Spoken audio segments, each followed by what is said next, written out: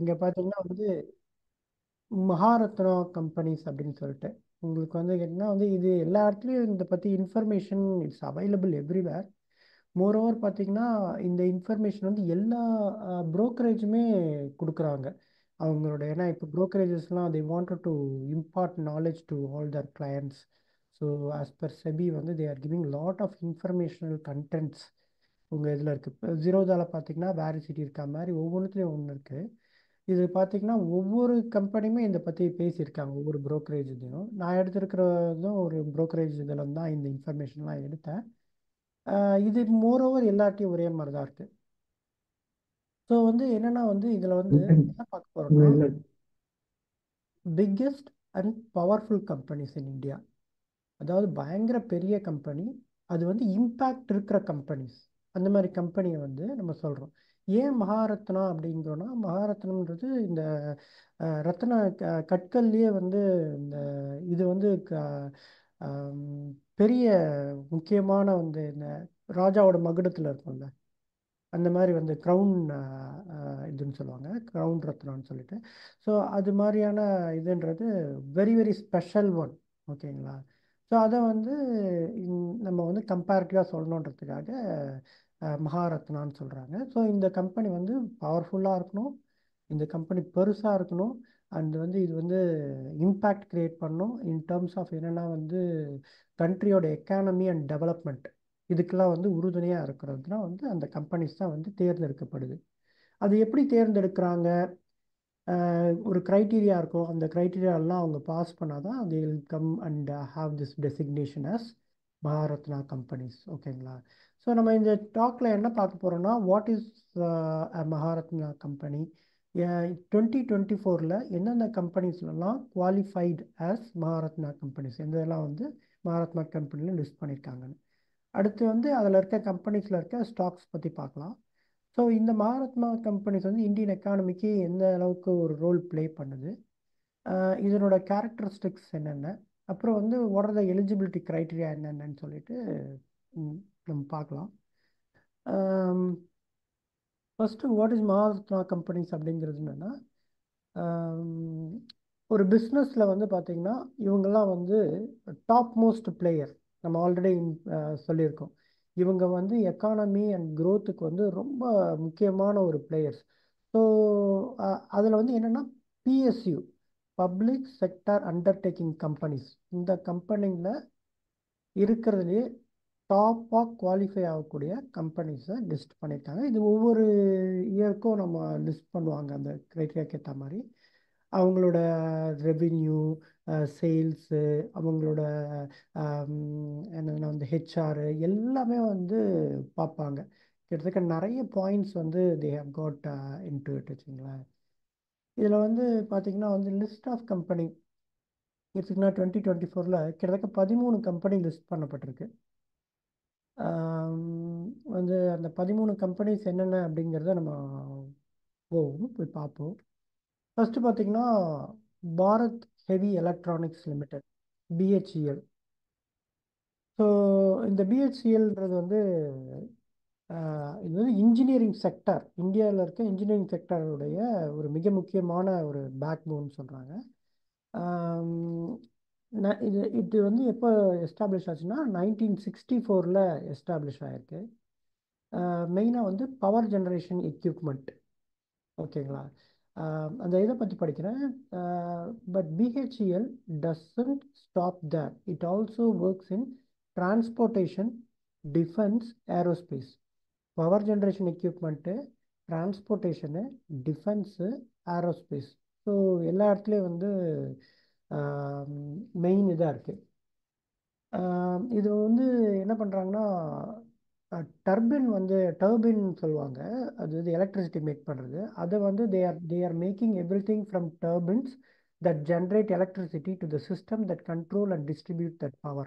ஓகேங்களா? அவங்க வந்து நாட் ஓன்லி இதை மேக் பண்ணுறது மட்டும் இல்லை, கண்டுபிடிக்கிறது, ரிசர்ச் அண்ட் இன்னோவேஷனுக்கு வந்து they are playing a crucial role.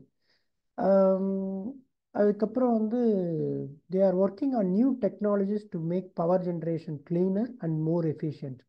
It's like that they are not just playing the game, but also trying to invent new rules to improve it for everyone. So no wonder Bharat heavy electronics வந்து மகாரத்னாவில் qualify ஆகிறதுக்கு. So வந்து இந்த stocks எல்லாம் நம்ம வந்து போர்ட்ஃபோலியோவில் வச்சுருக்கிறது நல்லது. எப்போ வந்து இந்த இது வந்து கரெக்ஷன் வந்து கீழே இறங்கினாலும் நீங்கள் வந்து இதை ஆட் பண்ணுறதுக்கு தான் ரெடியாக இருக்கணும். இதெல்லாம் வந்து ஒரு வெல்த் க்ரியேஷன் வச்சுங்களா. இந்த ஸ்டாக்கெல்லாம் நம்ம ஸ்விங் ட்ரேடோ இது உள்ளே போயிட்டு வெளியே வர்றதோ இட்ஸ் நாட் தட் அட்வைசபிள். இந்த ஸ்டாக்ஸ்லாம் வாங்கினா அப்படியே எடுத்து போர்ட்ஃபோலியோவில் வைக்கணும். எப்போ கீழே இறங்குதோ அதெல்லாம் ஆப்பர்ச்சுனிட்டி. அந்தந்த ஆப்பர்ச்சுனிட்டியை நீங்கள் எதிர்பார்த்து உட்காந்துட்டு ஆப்பர்ச்சுனிட்டி கிடைக்கும்போது நீங்கள் வந்து இது இன்வெஸ்டர் நீங்கள் வந்து பாஸ்ட் ப்ரைஸை பார்த்தீங்கனாலே உங்களுக்கு தெரியும். யூஸ்வலாகவே இந்த பிஎஸ்யூலாம் அப்படியே ஒரு மாதிரி சைட்வேஸ்லேயே இருந்துட்டு இருக்கும். திடீர்னு வந்து செம்மையாக வந்து க்ரோத்து செம்மையாக கொடுப்பாங்க. ஓகே, அடுத்து வந்து பாரத் ஹெவி எலக்ட்ரானிக்ஸ்க்கு அடுத்து I'm just going by alphabetic order. Nothing இந்த கம்பெனி பெட்டர் தேன் தட் அந்த அந்த மாதிரி ஆர்டரில் நான் போகல. So everything is basically alphabetic order தான். அடுத்து வந்து பார்த்தீங்கன்னா Bharat petroleum corporation limited, BPCL. இந்த மகாரத்னால் நீங்கள் கவனிச்சிங்க வச்சுங்களேன், மோஸ்ட்லி பவர் தான் பயங்கரமாக இருக்கும். நம்ம நாட்டுக்கு அவ்வளோ தேவை இருக்குது. எனர்ஜி அண்ட் பவர், எலக்ட்ரிசிட்டி இதெல்லாம் தான் வந்து ரொம்ப வந்து நம்ம கண்ட்ரிக்கு வந்து முக்கியமான ஒரு டெவலப்மெண்டல் ஏரியா வச்சுங்களேன். அதனால தான் அது எல்லாமே வந்து பெரிய கம்பெனியாகவும் குவாலிஃபைடாகவும் இருக்குது. So BPCL is one of India's oil giants. அவங்க வந்து 1952லேருந்து இருக்கிறாங்க. It's involve in every step of the oil business, from finding oil underground to selling petrol at your local gas station. அதாவது ஆயில் வந்து அண்டர் கிரவுண்டில் கண்டுபிடிக்கிறதுலேருந்து oil இருக்கணும் உங்கள் வண்டியில் ஊத்துற வரணும் இவங்களுடைய சர்வீஸ் இருந்துகிட்ருக்கு. Think of BPCL as a chef who doesn't just cook your meal but grows the ingredients, designs the kitchen and even serves you at the table. They do everything from exploring oil and natural gas to refining crude oil and selling petroleum products. அதாவது இவங்க வந்து just வந்து ஒரு சமையல்காரன் மட்டும் இல்லை, அந்த சமையலுக்கு தேவையான பொருட்களையே உற்பத்தி பண்ணுறது, இஞ்சிலேருந்து இதிலேருந்து அவங்களே டெவலப் பண்ணுறது, அதை போட்டு அதை வந்து கிச்சனை வந்து உருவாக்குறதுலேருந்து உங்களுக்கு எடுத்துகிட்டு வந்து உங்கள் டேபிளில் சர்வ் பண்ணி உங்கள் வாயில் ஊற்றுற வரணும். They are taking care of that. So that is important. ஒரு ஃபுல் சர்வீஸ் பண்ணக்கூடிய ஒரு கம்பெனி, யாரையுமே டிபெண்ட் பண்ணி இல்லை, ஃப்ரம் எண்ட் டு எண்ட் பண்ணுறாங்க. Next time you fill up your car with petrol or use a gas stove at home, there is a good chance you are using a BPCL product. They are that big and that important to everyday life in India. So அவ்வளோ important. So இந்த மாதிரி ஸ்டாக்குகளை நீங்கள் வச்சுருந்தீங்கன்னா you are very fortunate. Do not sell for the cheaper prices because they will grow. அதனால் எப்போவுமே வளர போகிறாங்க. சும்மா ஸ்விங் பண்ணுறேன், அது பண்ணுறேன், இது பண்ணுறேன்னு இதை கழட்டி விடுறது, அப்புறம் கீழே வந்தால் வாங்குறேன்றது கடைசியில் பார்த்தா நம்ம போர்ட்ஃபோலியோவில் இருக்காது. ஸோ அதனால் இந்த மாதிரி ஸ்டாக்ஸ் எல்லாம் வாங்கினீங்கன்னா விற்காத பற்றி யோசிக்கக்கூடாது. திருப்பி எப்போ வாங்கணுன்றது மட்டும்தான் நீங்கள் யோசிக்கணும். ஓகேங்களா?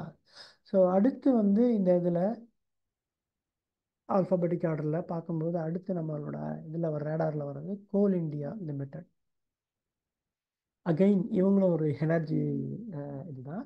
So CIL, that is coal India limited, is the king of coal in India. Established in 1975.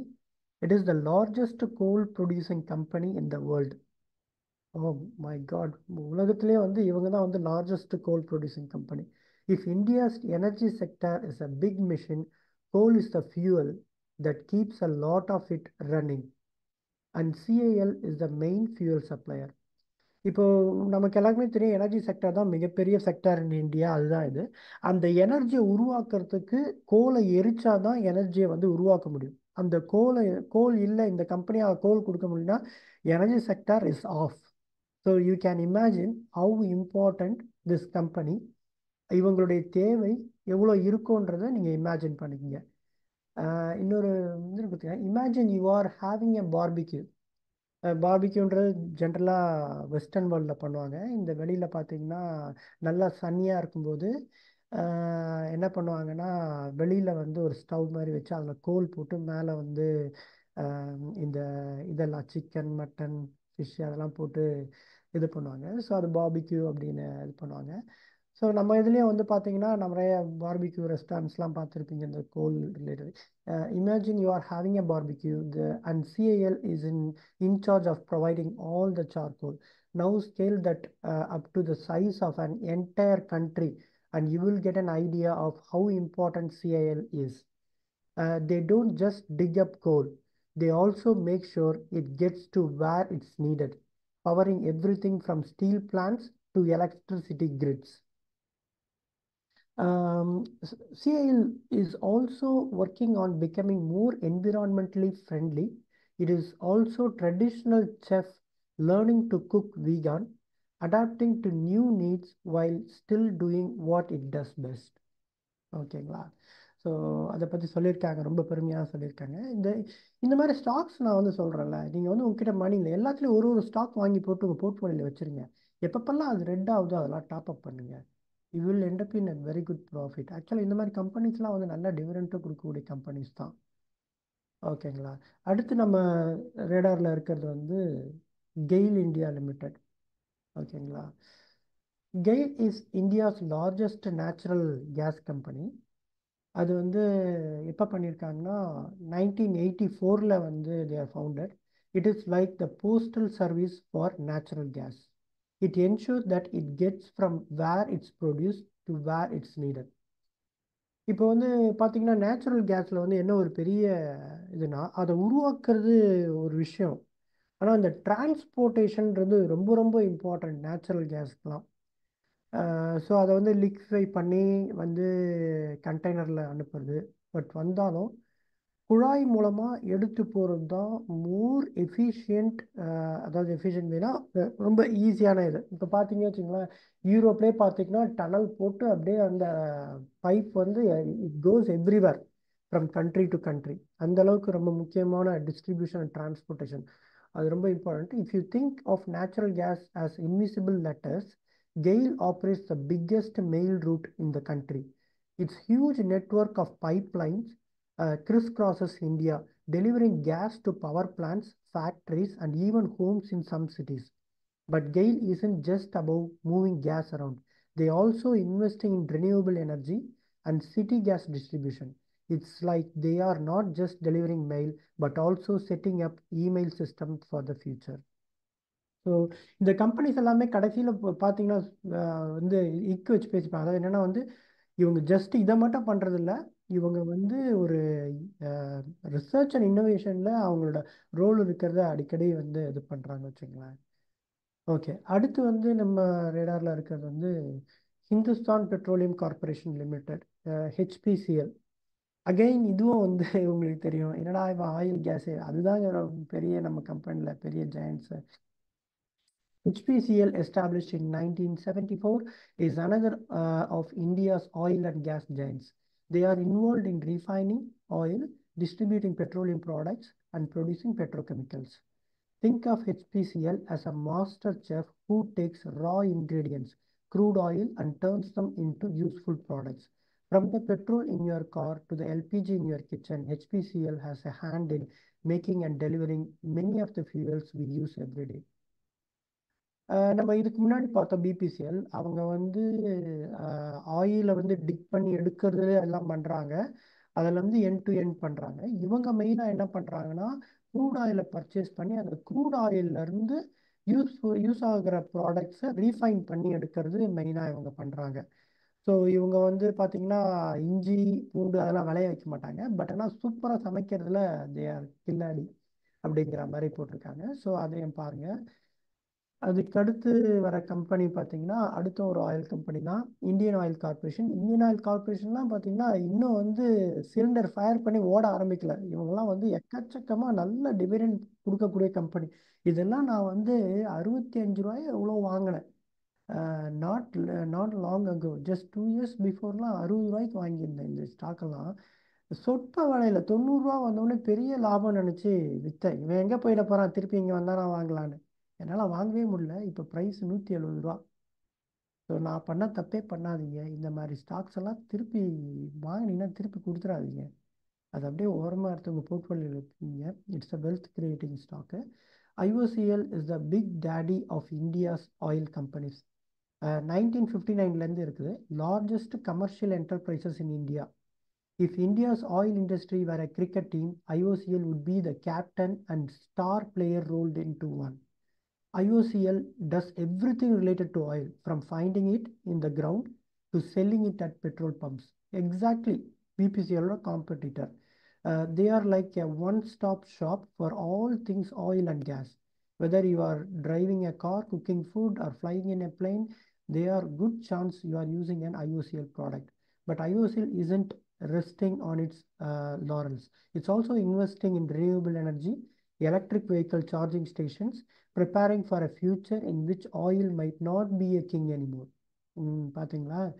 So வந்து பார்த்தீங்கன்னா யூஸ்வலாக இப்போ வர இவி இதெல்லாம் வந்து ஆல்டர்னேட்டிவ்ஸ். இந்த ஆல்டர்னேட்டிவ்ஸ் க்ரோ அப், இவங்களுடைய மார்க்கெட் குறையலான்றதுக்காக they're also started investing and looking into that area. So அதனால் இவங்க வந்து ஆல்ரெடி அதை பார்த்துட்டு இருக்காங்க. ஸோ அதனால் இவங்களை வந்து ஐயோ இதில் ஆல்டர்னேட்டிவ் எனர்ஜி வருது, அதனால் இவங்களோட தேவை குறைஞ்சி போயிடும், இவங்க வந்து அழிஞ்சு போயிடுவாங்க இந்த கம்பெனியில். இந்த company new it already the started looking into it. ஓகேங்களா? நெக்ஸ்ட் வந்து செவன்த் ஸ்டாக் என்ன சொல்ல போகிறேன் அப்படின்னா வந்து national thermal power corporation, NTPC. இது வந்து 1975ல் எஸ்டாப்ளிஷ் ஆன கம்பெனி. இது வந்து லார்ஜஸ்ட் பவர் ஜென்ரேஷன் கம்பெனி. இந்தியாவிலேயே வந்து பெரிய power generation company. India's electricity grid were and orchestra. NTPC would be the conductor, ensuring everything plays harmoniously.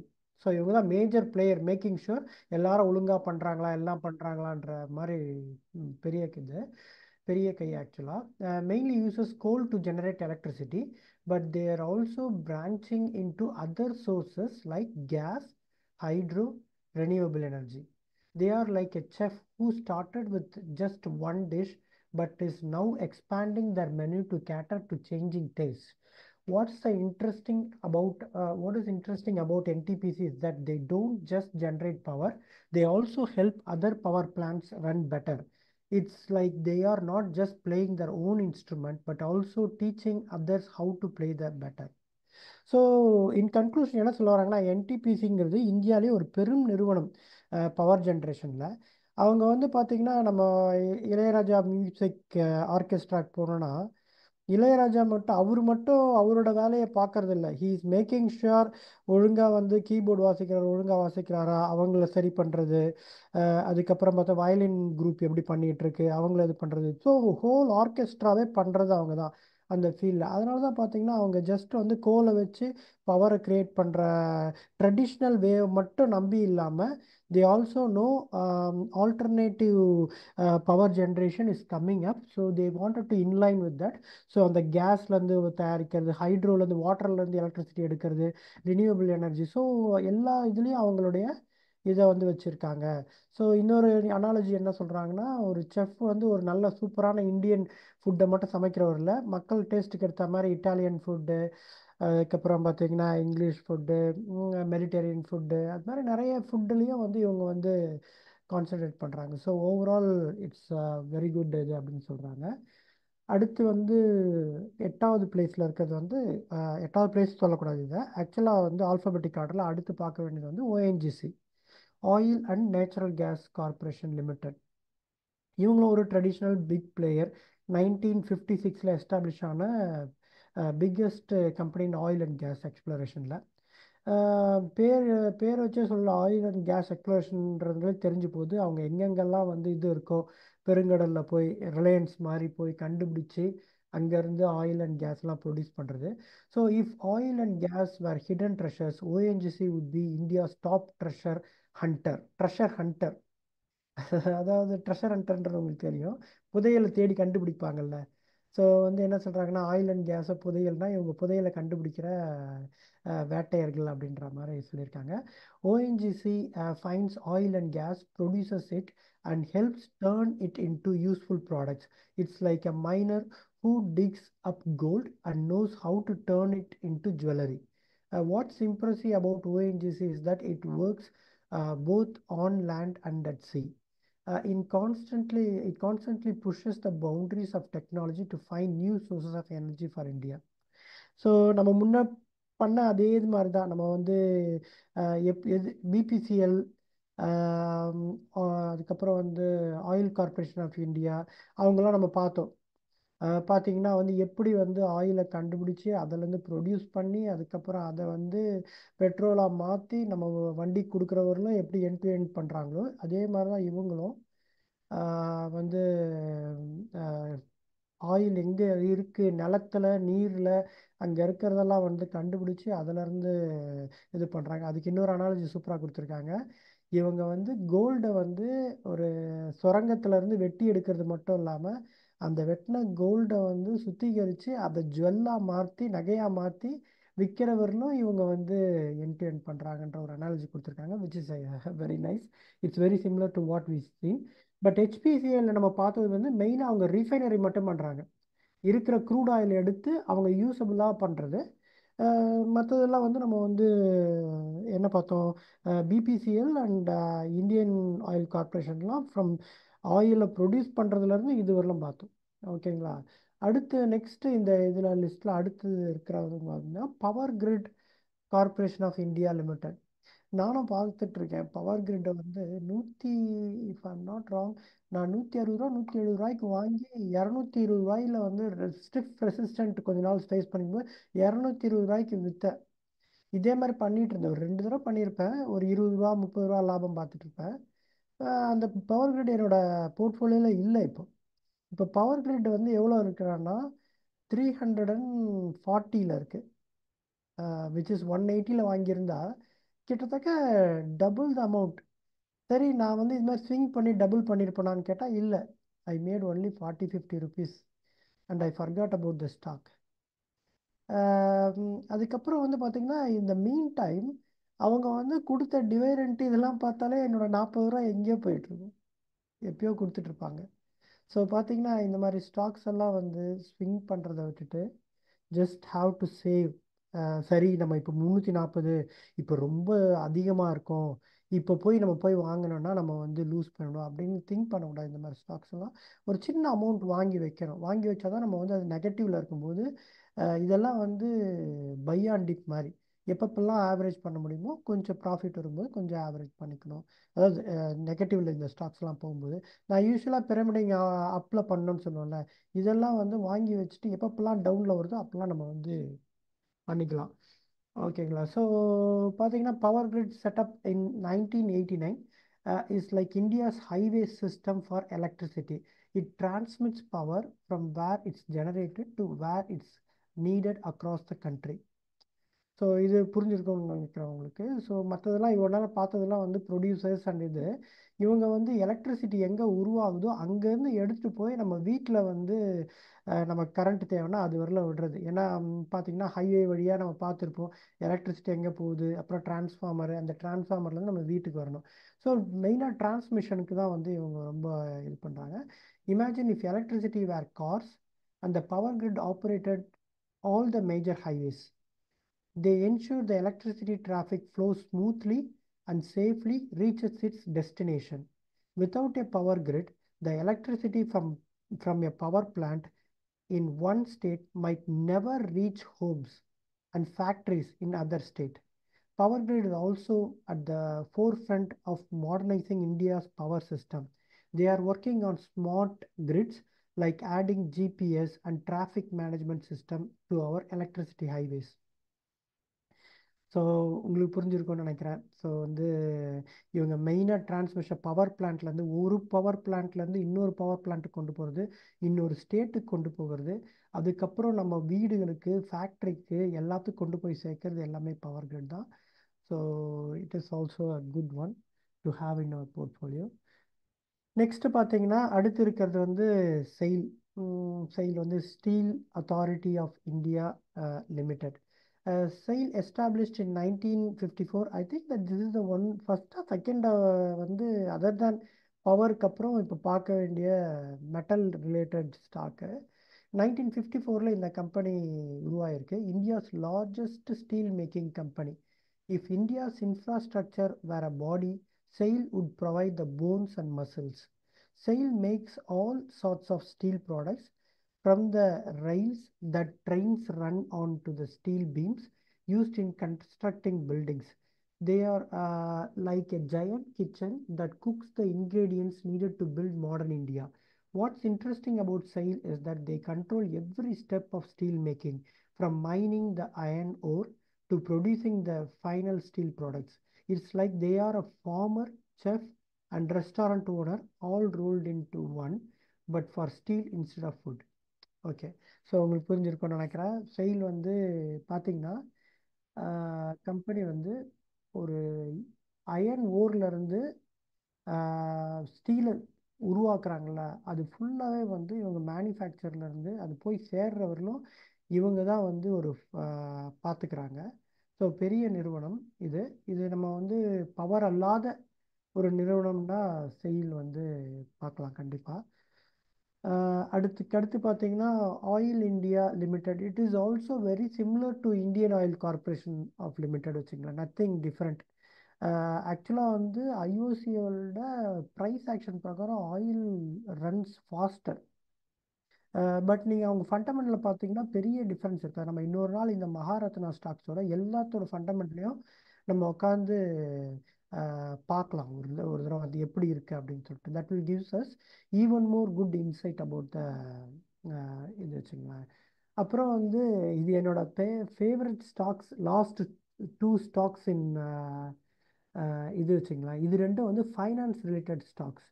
So power finance corporation and rural finance corporation. Okay, இவங்க ஏன்ப்பா இதுவரையிலும் நீங்கள் பார்த்துருக்க 13 stocks பார்த்துருப்பீங்க. இந்த 13 ஸ்டாக்ஸில் ஒரு ஸ்டாக்கு கூட ஃபைனான்ஸ் ரிலேட்டட் ஸ்டாக்காக இருக்காது, எக்ஸப்ட் தீஸ் டூ. சரி, ஏன் இவங்க 2 பேர் மட்டும் ஸோ ஸ்பெஷல் அப்படின்னு கேட்டிங்க வச்சுங்களேன். ஐ வுட் சே தட் இப்போ வந்து இவங்க வந்து power finance and rural finance corporation limited, REC limited and PFC, இவங்க எப்படி மற்ற ஃபைனான்ஸ் செக்டர்லேருந்து டிஃப்ரெண்ட்டாக இருக்காங்க? Number 1, they are not banks. ஓகேங்களா, தே ஆர் பிலாங் டு நான் பேங்கிங் செக்டர். ஓகே, ஸோ இப்போ நான் பேங்கிங் வந்து நான் பேங்கிங்கில் என்ன பண்ணுறாங்கன்னா குறிப்பிட்ட செக்டருக்கு தான் இவங்க வந்து ஃபைனான்ஸ் பண்ணுறாங்க. அதுவும் என்ன செக்டருக்கு நீங்களே யோசிச்சு பாருங்க.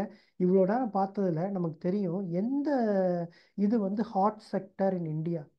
Power sector, energy sector. இதுதான் வந்து இந்தியாவில் மிக பிரதானமான ஒரு மேஜர் கம்பெனி. அந்த கம்பெனிஸ்க்கு ஃபைனான்ஸ் கொடுக்குறது தான் இவங்க இவ்வளோ சக்ஸஸ்ஃபுல்லாக இருக்காங்க. இவங்க இவ்வளோ சக்ஸஸ்ஃபுல்லாக இருக்கிறதுக்கு காரணம் என்னன்னா, அவங்க வந்து யாருக்கு வந்து ஃபைனான்ஸ் பண்ணுறாங்கன்னா சச் எ ரிலையபிள் பிக் ஜெயன்ஸுக்கு தான் இவங்க வந்து ஃபைனான்ஸ் பண்ணுறாங்க. ஸோ அதனால் இவங்க நோ வண்டர் இவங்க டிவிடெண்ட் எப்போ பார்த்தாலும் கொடுக்குறாங்க. ஏன்னா இவங்க ப்ராஃபிட் அவ்வளோ ஜாஸ்தி. இவங்க வந்து ப்ராஃபிட் கொடுக்கறதுக்கு மட்டும் இல்லாமல் கேபிட்டல் அப்ரிஷியேஷன் உங்களுக்கே தெரியும்.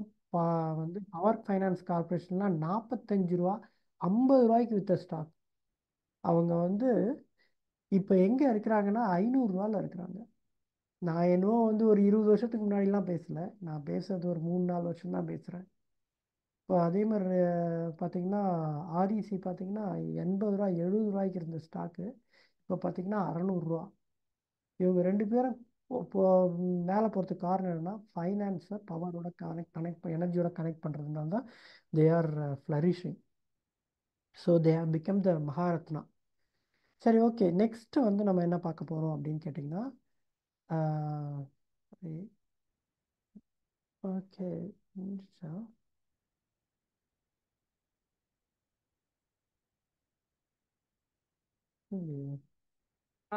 ஒரு நிமிஷம்.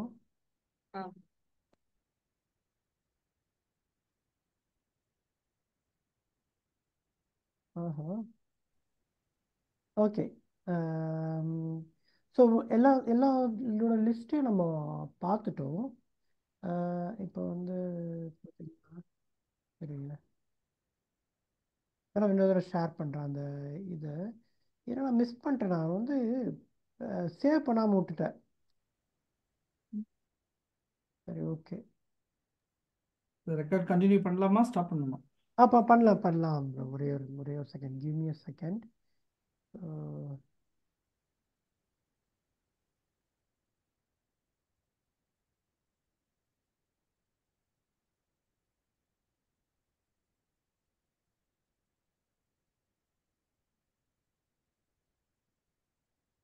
Okay madam.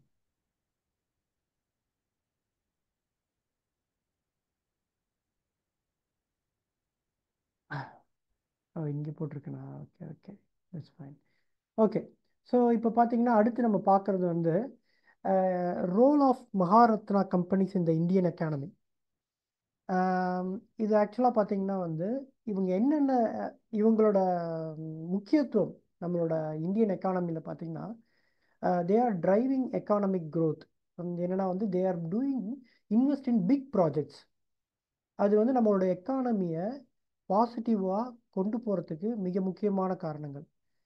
எடுத்துக்காட்டுக்கு when NTPC builds a new power plant, it generates electricity, creates jobs and support other industries. So வந்து ஒரு பவர் பிளான்ட் இவங்க போடுறதுனால அது எலக்ட்ரிசிட்டி ப்ரொடியூஸ் பண்ணுறது, அதுக்கப்புறம் வந்து அந்த எலக்ட்ரிசிட்டி ப்ரொடியூஸ் பண்ணுறது நிறைய பேர் தேவைப்படும். ஸோ இது ஜாப் மட்டும் இல்லை, இந்த ஃபார்ம் ஆன எலக்ட்ரிசிட்டி நிறைய ஃபேக்ட்ரிஸ்க்கு போகுது. ஸோ அந்த ஃபேக்ட்ரிஸ்லாம் ஃப்ளரிஷ் ஆகும், அதில் நிறைய பேருக்கு ஜாப் கிடைக்கும். ஸோ வந்து ஒரு எக்கனாமிக் பூஸ்ட் மாதிரி ஓரளவுக்கு இவங்களோட வளர்ச்சிங்கிறது மற்ற இதையும் வந்து வளர்ச்சி பாதை கொண்டு போகும். அதுக்கப்புறம் வந்து இவங்களுடைய கண்டுபிடிப்பு, புது புது கண்டுபிடிப்பு, ரிசர்ச்சு, இன்னோவேஷன், இதெல்லாம் எக்ஸாம்பிளுக்கு வந்து பார்த்தீங்கன்னா ONGC develops new ways to find oil.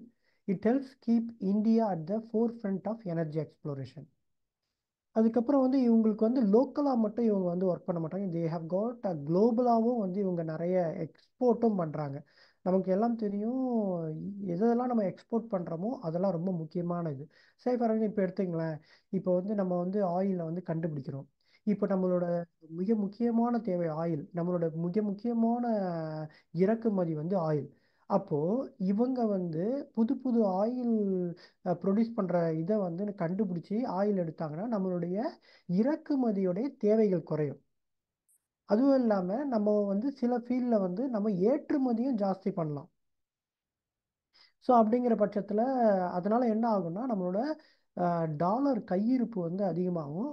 Dollar கையிருப்பு அதிகமானால் நம்மளுடைய ரூபாவோட மதிப்பு வந்து இன்டர்நேஷ்னல் லெவலில் இம்ப்ரூவ் ஆகும். அதனால் நம்மளோட வந்து செலவு பண்ணுற பணம் கம்மியாகவே இருக்கும், நம்மளுடைய இது நிறையவே இருக்கும். ஸோ அதெல்லாம் வந்து அதுக்கப்புறம் பார்த்தீங்கன்னா எம்ப்ளாய்மெண்ட் ஜென்ரேஷன்றது நம்மளை பார்த்தோம். அதுக்கப்புறம் கவர்மெண்ட்டுக்கு முக்கியமாக வந்து இவங்க வந்து, ஏன்னா கவர்மெண்ட் வந்து ஒன் ஆஃப் த ஓனர் இல்லை இந்த கம்பெனிஸ்க்கெல்லாம். ஸோ வந்து மெயின் ஓனர்ஸ். ஸோ அவங்க வந்து இதில் வந்து வளர்ச்சி அடையும் போது இதுலேருந்து ரெவின்யூ வரும்போது அந்த ரெவின்யூ கவர்மெண்ட்டுக்கு போகுது. கவர்மெண்ட்டுக்கு போகும்போது அது என்ன பண்ணும், மக்களுக்கு வந்து நிறைய திட்டங்கள் அறிவித்து நிறைய வந்து மக்களுக்கு வந்து திட்டங்கள் அறிவிக்கும்போது பெனிஃபிட் வந்து மக்களுக்கு கிடைக்கும். ஸோ அந்த இதெல்லாம் வந்து போட்டிருக்கோம். அடுத்து வந்து பார்த்திங்கன்னா வந்து எலிஜிபிலிட்டி க்ரைட்டீரியா வந்து இப்போ வந்து இந்த நவரத்னா கம்பெனின்றீங்க, அது என்னென்ன வந்து எலிஜிபிலிட்டி க்ரைட்டீரியா இருக்குன்னா, ஃபஸ்ட்டு வந்து நம்பர் ஒன் வந்து இது வந்து என்எஸ்சி பிஎஸ்சியில் வந்து லிஸ்ட் ஆகிருக்கணும் இந்த கம்பெனிஸ் எல்லாம், அதுக்கு ஸ்டாக் எக்ஸ்சேஞ்சில். ரெண்டாவது வந்து ஒவ்வொரு கம்பெனியினுடைய இதெல்லாம் பார்த்து கிரேடிங் கொடுப்பாங்க, அவங்களோட இதை பார்த்து அதில் வந்து ஏற்கனவே அவங்க நவரத்னா ஸ்டேட்டஸில் இருக்கணும். மேடம் வந்து நெக்ஸ்ட் டைமில் வந்து நவரத்னா ஸ்டேட்டஸ்க்கு அவங்க சொல்லுவாங்க. ஸோ ஏற்கனவே நவரத்னா ஸ்டேட்டஸில் இருந்து அவங்க ப்ரூவ் பண்ணதுக்கப்புறம் தான் they will brought in to Maharatna. ஓகேங்களா? அதுக்கப்புறம் வந்து ஏர்னிங்ஸ் வந்து எவ்வளோ இருக்கணும் அப்படின்னு கேட்டிங்கன்னா குறைஞ்சபட்சம் 25,000 கோடிக்கு மேலே வந்து 3 வருஷமும் வந்து அவங்களுடைய டேர்ன் ஓவர் இருந்திருக்கணும். Average turnover total sales of more than 25,000 crores over the past 3 years. That's a lot of money. Imagining earning 68,000 crores every day for 3 years straight. So அந்த அளவுக்கு ஏர்னிங்ஸ் இருந்தால் தான் இந்த கம்பெனியை வந்து இதில் வந்து இன்க்ளூட் பண்ணுவாங்க. So sizeable profits. அடுத்து the company needs to have made an average annual net profit of more than 5,000 crores over past 3 years. அதாவது ஆனுவல் டேர்ன் ஓவர் வந்து 25,000 கோடி மேலே இருக்கணும். ப்ராஃபிட் வந்து 5,000 கோடிக்கு மேலே வந்து கன்சிஸ்டண்ட்டாக பண்ணியிருக்கணும் மூணு மூணு வருஷம் ஓவர் 3 இயர்ஸ். இந்த பாஸ்ட் 5ல் 3 இயர்ஸ் நினைக்கிறேன், அது ஓவர் பாஸ்ட் 3 இயர்ஸ். அதுக்கப்புறம் வந்து நெட் ஒர்த்து பார்த்தீங்கன்னா நெட் ஒர்த்துக்கு வந்து டோட்டல் அசட்டை லயபிலிட்டியை கழிச்சா நமக்கு வந்து நெட் ஒர்த்து வரும், கம்பெனியோட நெட் ஒர்த். அது வந்து 15,000 கோடிக்கு மேலே இருக்கும். நம்ம பார்ப்போம் யூஸ்வலாக கம்பெனிக்கு வந்து எவ்வளோ டெப்ட் இருக்குது அப்படின்னு. ஸோ அப்போ பார்த்தீங்கன்னா இதெல்லாம் வந்து டெப்ட் இருந்தாலும் அவங்களோட அசட் வேல்யூ அந்த டெப்டை விட எக்கச்சக்கமாக இருக்கிறதா அவங்க 15,000 கோடி பாசிட்டிவ்ல இருப்பாங்க. ஓகேங்களா? அதுக்கப்புறம் வந்து குளோபல் ப்ரெசன்ஸ். நான் சொன்ன மாதிரி தான் அவங்களுக்கு வந்து குளோபல் காம்படிட்டர்ஸ் இருக்கணும், காம்படிட்டிவாக இருக்கணும். ஸோ அவங்க வந்து வெளிநாட்டுகளுக்கும் அவங்க வந்து இன்டர்நேஷ்னல் இதுக்கும் பண்ணுற மாதிரி இருக்கணும்.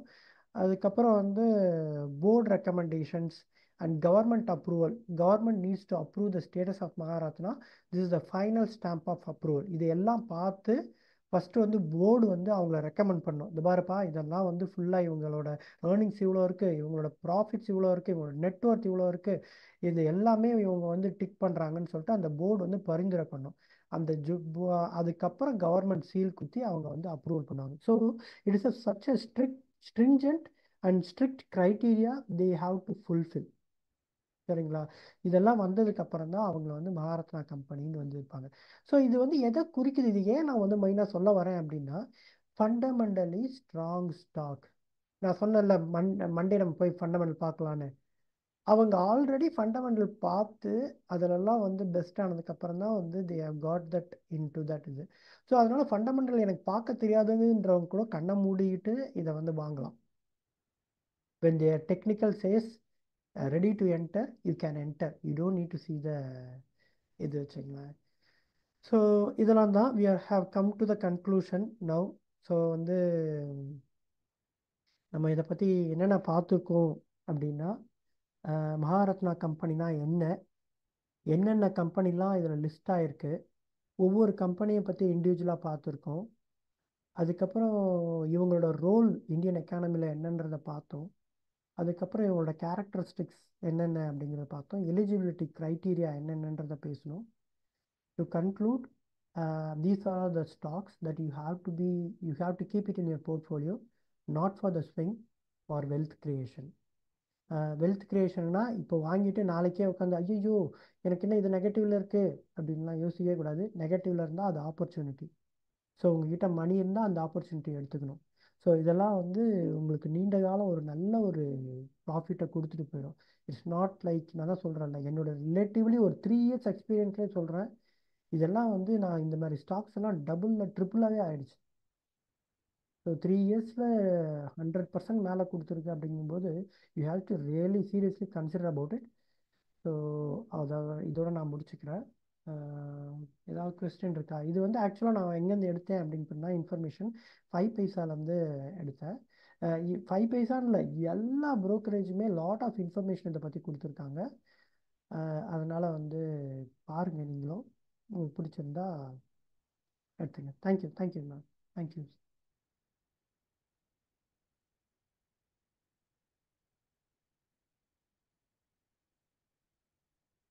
ஓகே, முடிச்சிட்டிங்களா எல்லாரும்?